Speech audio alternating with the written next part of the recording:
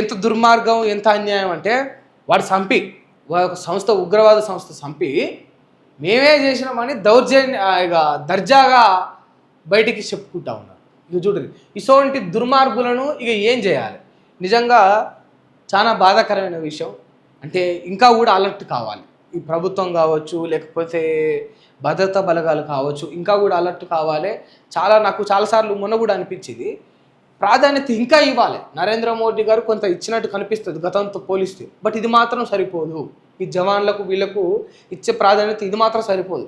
ఇంకా హై ఎండ్లు ఇవ్వాలి వాళ్ళకు, ఇంకా ఫెసిలిటీస్ పెంచాలి, ఇంకా జీతాలు పెంచాలి, అన్నీ పెంచాలి. వాళ్ళకు సరైన దిశానిర్దేశాలు కూడా కమాండర్లు వాళ్ళు అందరూ కూడా చేయాలి. ఎందుకంటే అమాయకులు కదా బలైంది, అమాయకులు అన్యం పుణ్యం తెలియని వాళ్ళు టూర్ కానీ పోయిండ్రు, ఏదో ట్రెక్కింగ్ చేద్దాం అనుకున్నారు, అన్యాయంగా అమాయకులు బలైపోయిండ్రు. సంతోషంగా ఏదో జావియాలుగా గడుపుదాము అని అనుకొని ఉంటారు కదా, ఒక 2 రోజులు అట్లా బయటికి పోయి, అసొంటి వాళ్ళు ఇవాళ తిరిగిరాని లోకాలకు పోయిండ్రు కదా.